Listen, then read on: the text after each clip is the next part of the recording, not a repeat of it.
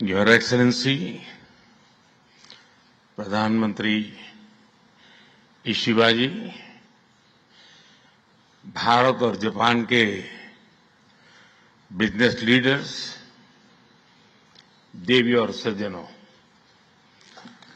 नमस्कार। कोनिचिवा। मैं आज सुबह ही टोक्यो पहुंचा हूं। मुझे बहुत खुशी है कि मेरी यात्रा की शुरुआत बिजनेस जगत के दिग्गजों के साथ हो रही है और उसमें से आपसे बहुत लोग हैं जिनसे मेरा व्यक्तिगत परिचय रहा है। जब मैं गुजरात में था तब भी और गुजरात से दिल्ली आया तो तब भी आप में से कई लोगों से बहुत ही निकट परिचय मेरा रहा है और मुझे खुशी है कि आज सबसे मुझे मिलने का अवसर मिला है। मैं प्रधानमंत्री इशिबा का विशेष रूप से आभार व्यक्त करता हूं कि वे इस फोरम से जुड़े हैं। उनके बहुमूल्य वक्तव्य के लिए मैं उनका अभिनंदन करता हूं। साथियों, भारत की विकास यात्रा में जापान हमेशा एक अहम पार्टनर रहा है। मेट्रो से लेकर मैन्युफैक्चरिंग तक,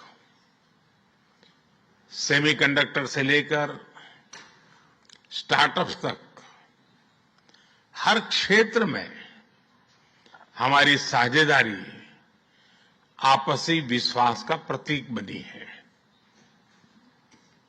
जापानी कंपनियों ने भारत में $40 बिलियन से ज्यादा का निवेश किया है। मात्र पिछले 2 वर्षों में $13 बिलियन का प्राइवेट इन्वेस्टमेंट हुआ है। JBIC कहता है कि भारत सबसे प्रॉमिसिंग डेस्टिनेशन है। जेट्रो बताता है कि 80% कंपनियां भारत में एक्सपांड करना चाहती है और 75% ऑलरेडी मुनाफे में है। यानी in India capital does not just grow, it multiplies. साथियों, पिछले 11 वर्षों में भारत के अभूतपूर्व ट्रांसफॉर्मेशन से आप सब भली भांति परिचित है। आज भारत में पॉलिटिकल स्टेबिलिटी है, इकोनॉमिक स्टेबिलिटी है, पॉलिसी में पारदर्शिता है,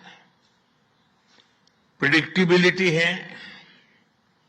आज भारत विश्व की सबसे तेज ग्रो करने वाली मेजर इकोनॉमी है और बहुत जल्द विश्व की तीसरी सबसे बड़ी इकोनॉमी बनने जा रहा है। वैश्विक ग्रोथ में भारत 18% योगदान दे रहा है।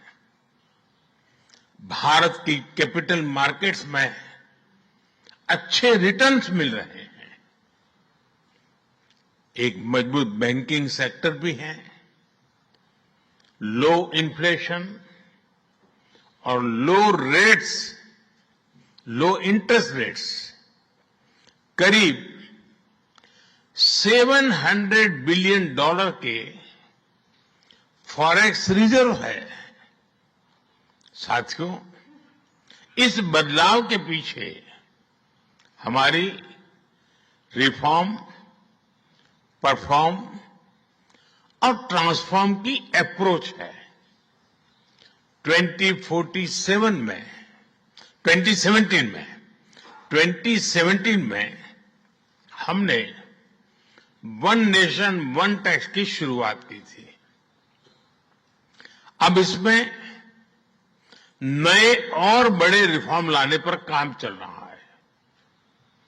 कुछ हफ्ते पहले हमारी संसद ने नए और सिंप्लीफाइड इनकम टैक्स कोड को भी मंजूरी दी है।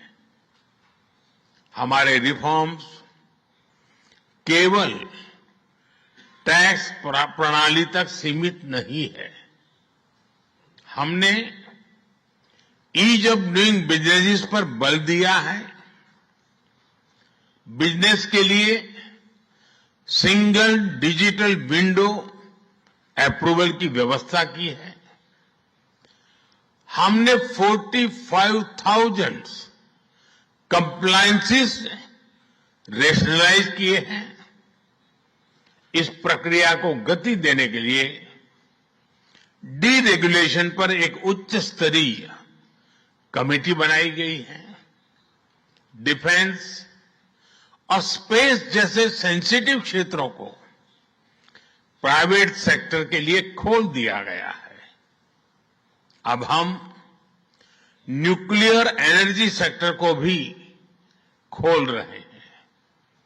साथियों, इन रिफॉर्म्स के पीछे हमारा विकसित भारत बनाने का संकल्प है, हमारा कमिटमेंट है, कन्विक्शन है और स्ट्रेटेजी है। और विश्व ने इसे रिकॉग्नाइज ही नहीं, एप्रिशिएट भी किया है।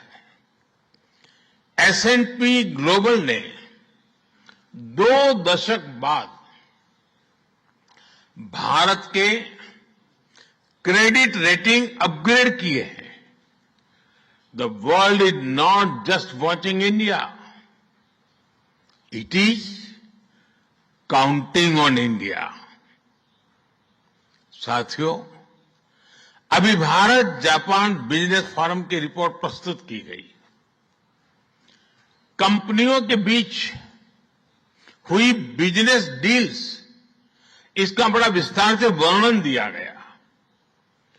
इस प्रगति के लिए मैं आप सभी का बहुत बहुत अभिनंदन करता हूं।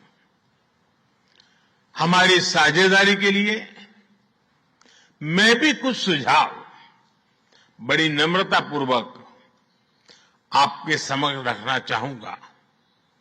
पहला है मैन्युफैक्चरिंग। ऑटो सेक्टर में हमारी भागीदारी बेहद सफल रही है और अभी प्रधानमंत्री जी ने इसका विस्तार से वर्णन किया। हम साथ मिलकर वही magic batteries, robotics, semiconductor, ship building और न्यूक्लियर एनर्जी में भी दोहरा सकते हैं। साथ मिलकर हम ग्लोबल साउथ, विशेषकर अफ्रीका के विकास में अहम योगदान दे सकते हैं। मैं आप सबसे आग्रह करता हूं, कम make in India, make for the world. Suzuki और डाइकिन की सक्सेस स्टोरीज आपकी भी सक्सेस स्टोरीज बन सकती है। दूसरा है टेक्नोलॉजी और innovation. Japan tech power house है और भारत एक टैलेंट पावर हाउस है। भारत ने AI, semiconductor, quantum computing, biotech और स्पेस में बोल्ड और एम्बिशियस इनिशिएटिव लिए हैं। जापान की टेक्नोलॉजी और भारत का टैलेंट मिलकर इस सदी के टेक रिवॉल्यूशन का नेतृत्व कर सकते हैं। तीसरा क्षेत्र है ग्रीन एनर्जी ट्रांजिशन। भारत तेजी से 2030 तक 500 गीगावाट रिन्यूएबल एनर्जी के लक्ष्य की ओर अग्रसर है। हमने 2047 तक 100 गीगावाट न्यूक्लियर पावर का भी लक्ष्य रखा है। सोलर सेल्स हो या फिर ग्रीन हाइड्रोजन, साझेदारी की अपार संभावनाएं हैं। भारत और जापान के बीच जॉइंट क्रेडिट मैकेनिज्म पर समझौता हुआ है। इसका लाभ उठाकर क्लीन और ग्रीन फ्यूचर के निर्माण में सहयोग किया जा सकता है। चौथा है नेक्स्ट जेन इंफ्रास्ट्रक्चर। पिछले एक दशक में भारत ने नेक्स्ट जनरेशन मोबिलिटी और लॉजिस्टिक इंफ्रास्ट्रक्चर में अभूतपूर्व प्रगति की है। हमारे पोर्ट्स की क्षमता दोगुनी हो गई है। 160 से ऊपर एयरपोर्ट्स हैं। 1000 किलोमीटर लंबी मेट्रो लाइन बनी है। जापान के सहयोग से मुंबई और अहमदाबाद हाई स्पीड रेल पर काम चल रहा है। लेकिन हमारी यात्रा यहीं नहीं रुकती। Japan's excellence and India's scale can create a perfect partnership. पांचवा है स्किल डेवलपमेंट और people to people ties. Bharat का स्किल्ड युवा टैलेंट वैश्विक जरूरतें पूरी करने की क्षमता रखता है। इसका लाभ जापान भी उठा सकता है। आप भारतीय टैलेंट को जापानी भाषा और सॉफ्ट स्किल्स में ट्रेनिंग दें और मिलकर एक जापान रेडी वर्कफोर्स तैयार करिए। A shared workforce will lead to shared prosperity। साथियों, अंत में मैं यही कहना चाहूंगा, India and Japan partnership is strategic and smart, powered by economic logic. We have turn shared interest into shared prosperity.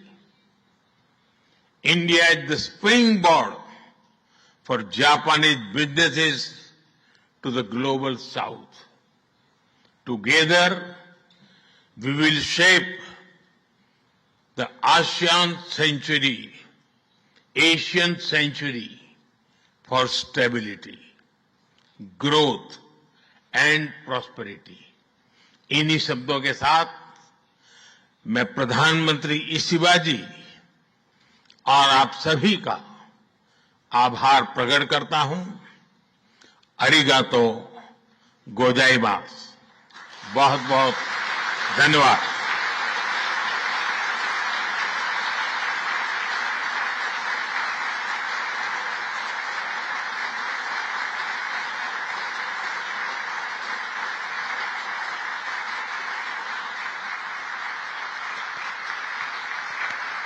モディ首相、ありがとうございました。